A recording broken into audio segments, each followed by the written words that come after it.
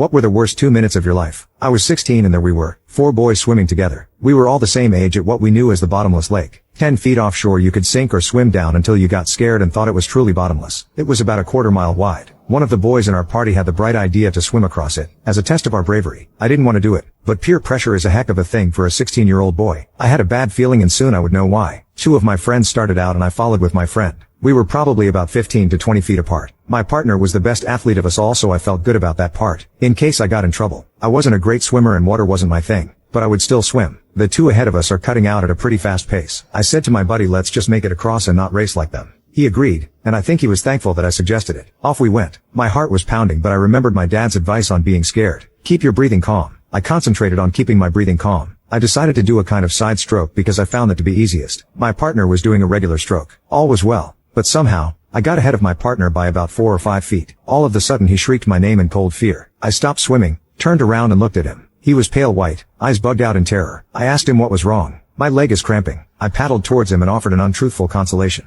We're almost finished, I said. Side stroke like me. He did it for a few feet but shrieked again. My other leg is cramping now.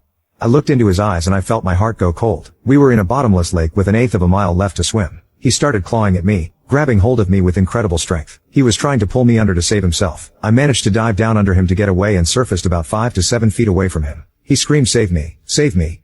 With all my might, I yelled at the 2 boys ahead of us. They were too far ahead and couldn't hear. My partner was barely treading. In my mind, a small headline in a local newspaper read, "2 teenagers drown in lake." I knew we were in trouble. I swam away from him for a couple feet, but he continued to cry in fear. My legs are cramping. I can't move my legs.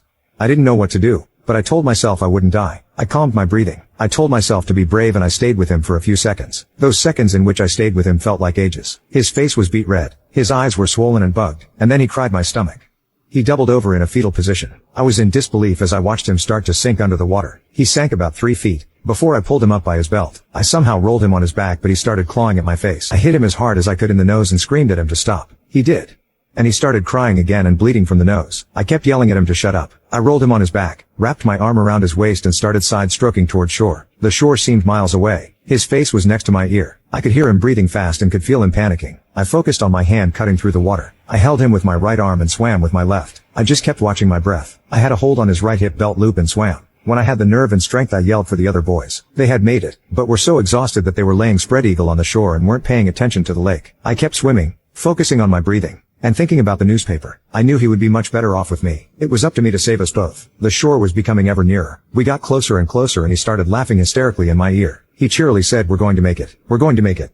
I wasn't so sure. My right calf tightened up. My toes went numb. I had a terrible revelation. I was cramping too. I told him to try to float and use his arms. Briefly, I let go to switch my arms. He freaked out. He panicked. He was splashing and slapping and clawing. I managed to get around him and wrap my left arm around his waist. I started side stroking again and calmed my breathing. I felt my strength come back. I became more optimistic. We were now only about 25 feet from shore. Luckily, the boys on the beach saw us. They swam towards us swiftly. Just as they reached us, my right thigh went into a full cramp. As I stretched my leg out and as they grabbed my buddy from me, I realized I could touch the bottom. We made it. My buddy was still crying as we reached shore. It was my first near-death experience. A county utility truck drove up to us. The driver, an old man, rolled down his window and said, "You boys better not be swimming around in that lake. It's not safe out here." We traveled home quietly. We were tired and terrified. I had nightmares for weeks. In my dreams, I'd see him slip underwater and I would swim away. Every now and then, late at night, the memory comes to me and I shudder. That was over 40 years ago and it still seems like yesterday. The friend that I saved died on a motorcycle about 10 years later, but prior to that he would introduce me to people as the guy who saved his life. I got to shore and started crying too. The 4 of us sat there in silence for a while, realizing how stupid we had been and how close to death we had just come.